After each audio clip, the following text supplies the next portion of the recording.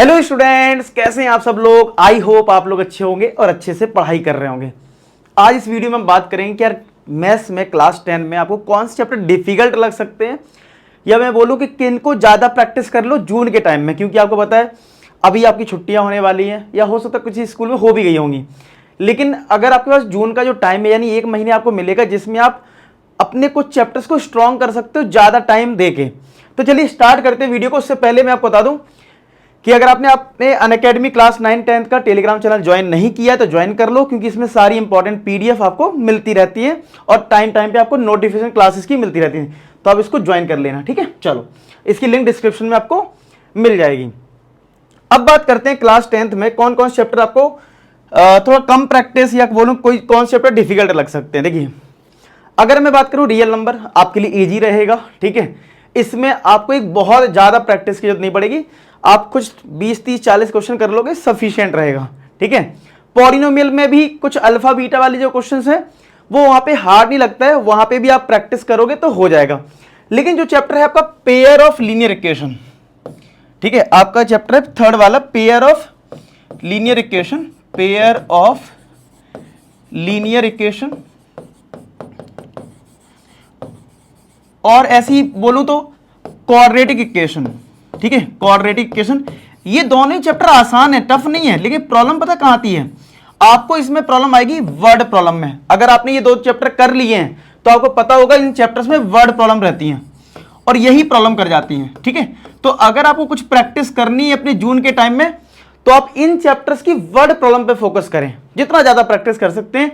NCERT exemplar हो या फिर मतलब जो भी आप रेफरेंस बुक यूज कर रहे हो, तो रेफरेंस बुक में भी जो भी वर्ड प्रॉब्लम है उन पे ज्यादा प्रैक्टिस करो, क्योंकि ये दो चैप्टर एक साथ कवर हो जाएंगे। मतलब आप ये समझ लो, जो देखो पेयर ऑफ लीनियर इक्वेशन में भी उस पे बेस क्वेश्चन आता है 2 डिजिट नंबर पे, इसमें भी आ सकता है, ठीक है।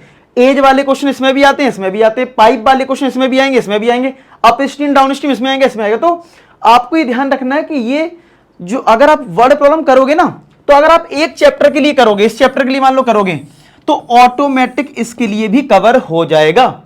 तो कहने के लिए दो चैप्टर है, लेकिन अगर वर्ड प्रॉब्लम की बात करूं तो अगर आप किसी भी एक चैप्टर को ढंग से कर लोगे, दूसरा आपको अपने आप समझ में आने लगेगा।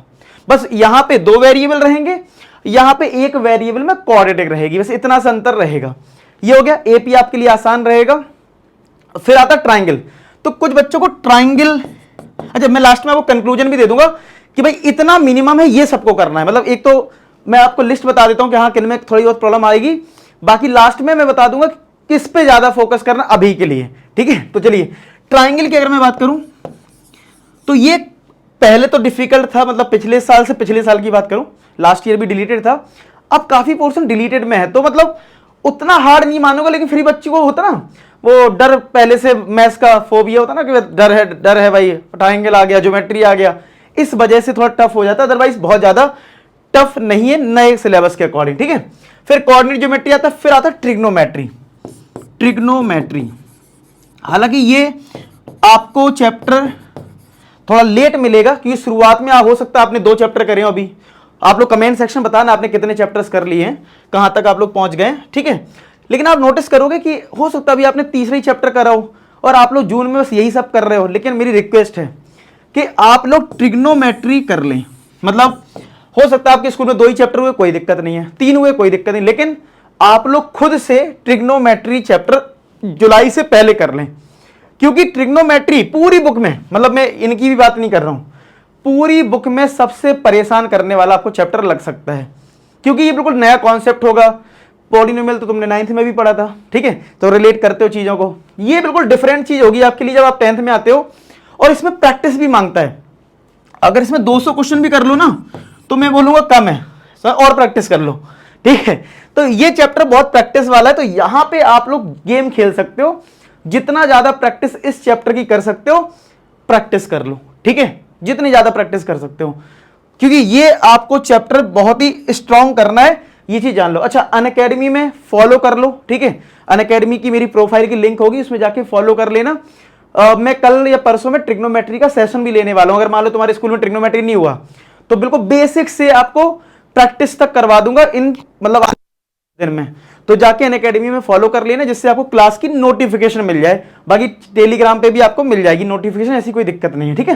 तो या तो टेलीग्राम ज्वाइन कर लो, या जाके अनअकैडमी में अगर ऐप डाउनलोड कर रखी है तो वहां पे जाके फॉलो कर लो। तो भाई ट्रिग्नोमेट्री की मैं आपको 200 क्वेश्चन की प्रैक्टिस करवाने वाला हूं, ठीक है, मैं करवाऊंगा, मैं रेडी हूं, आप लोग बस रेडी रहना, ठीक है। चलो, तो ये हो गया ट्रिग्नोमेट्री के लिए। अब आते हैं इसके बाद एप्लीकेशन ऑफ ट्रिग्नोमेट्री, वो ठीक है, वो हो जाता है आराम से। फिर सर्किल भी ठीक है, निपट जाएगा। एप्लीकेशन ऑफ वो एरिया रिलेटेड टू सर्किल, ठीक है, उसमें भी बहुत ज्यादा प्रॉब्लम है। फिर सरफेस एरिया में, सरफेस एरिया एंड वॉल्यूम की अगर मैं बात करूं, सरफेस एरिया एंड वॉल्यूम, इसमें थोड़ी कैलकुलेशन, मतलब क्वेश्चन तो समझ में आ जाता, कैलकुलेशन प्रॉब्लम थोड़ी सी रहती है कुछ बच्चों को, कैलकुलेशन प्रॉब्लम, ठीक है। और फिर इसके बाद स्टेट्स और प्रोबेबिलिटी की बात करो तो उनमें भी ज्यादा डिफिकल्टी नहीं है। तो ये मोटा मोटा चैप्टर्स निकल के आते हैं जिनमें थोड़ा बच्चे डिफिकल्टी फेस करते हैं और बोलते हैं सर ये चैप्टर स्ट्रॉन्ग करवा दो, हर साल का यही होता है, ठीक है सर, इनमें वर्ड प्रॉब्लम करवा दो, सर ट्राइंगल करवा दो, ट्रिग्नोमेट्री करवा दो, ये करवा दो, ठीक है। तो ये सारे चैप्टर्स हैं, लेकिन मैं कहूंगा सरफेस एरिया एंड वॉल्यूम आपका लास्ट में है, ठीक है, लास्ट में है बिल्कुल। तो आप लोग क्या करें, अभी आप ये तो पेयर ऑफ लीनियर इक्वेशन और क्वाड्रेटिक की वर्ड प्रॉब्लम पे फोकस कर लो, ठीक है।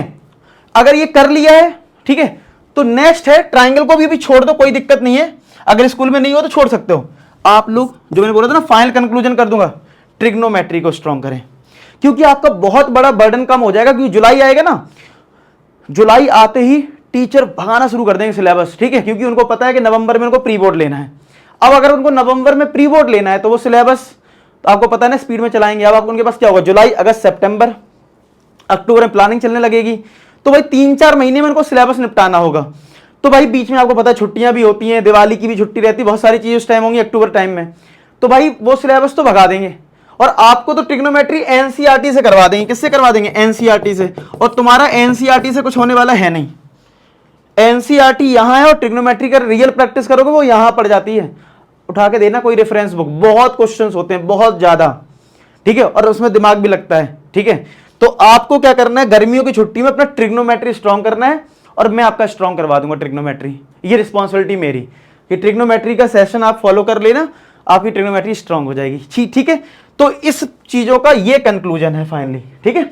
तो आप लोग अपनी स्टडी को मेंटेन करें। कई बार क्या होता है ना, क्लास 10 में हम एंट्री करते हैं, हमें पता ही नहीं होता है हमें क्या स्ट्रॉन्ग करना है, क्या वीक करना, हम तो ठीक है बस पढ़ते जाते हैं, ठीक है, हमारा क्या वीक है हमें पता ही नहीं होता है, बस पढ़ रहे हैं, चलो सर ने पहला चैप्टर करवा दी, ठीक है, दूसरा करवा दी, तीसरा करवा दी, ठीक है, लेकिन खुद से नहीं सोचते हैं कि हमें अभी किस पे ज्यादा एफर्ट मारना है, ठीक है। तो इसलिए मैंने ये वीडियो बना दी है कि आप लोग थोड़ा सीरियस रहें, पूरी बुक का एक एनालिसिस पता हो कि भैया क्या क्या हमें परेशान करने वाला है और किस पे अभी हमें ज्यादा टारगेट करना है, ठीक है।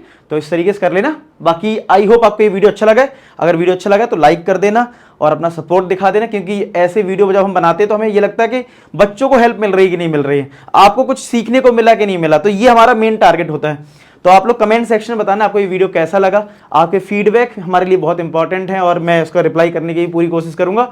और वीडियो को लाइक और शेयर जरूर कर देना, ठीक है। चलो मिलते हैं नेक्स्ट वीडियो, तो अपना ख्याल रखें, पढ़ाई करते रहें। लास्ट में एक ही बात बोलूंगा कि आप सभी सफल हो। धन्यवाद।